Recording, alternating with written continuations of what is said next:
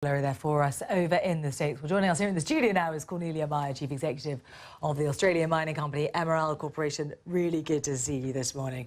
Actually, no. Yes. I'm Chief of Meyer Resources, which is a business consultancy. Oh, apologies. Thank you for getting that right.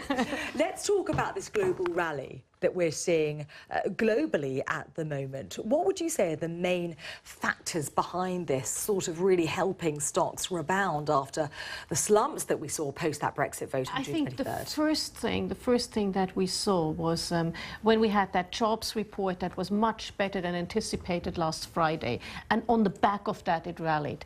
And then it rallied even further. Everybody was very unhappy with the uncertainty that we had in the UK, with having no leadership, having an opposition and the government party in disarray. And now finally we have leadership, we have a way forward, we have somebody who stepped out as a decisive leader and who says, okay, I will create an action plan, and we'll move forward.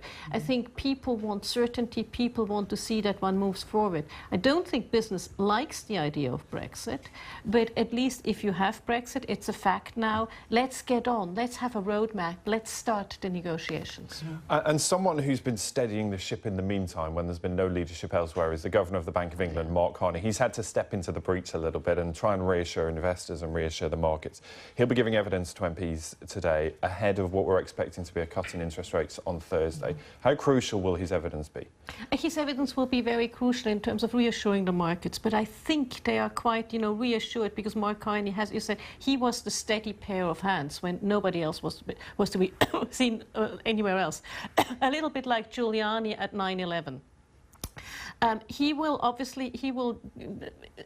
The markets are addicted to low interest rates, and the markets are addicted to quantitative easing. So if he says interest rates go down, the markets will love it. Personally, I think at some stage, we will have to get up again with interest rates, because when the next crisis comes, we have no levers left. One we'll watch closely. Cornelia, thank you. Lovely to see you. You'll be back to talk us through the papers a little later, but for now, thank you. Good to see you.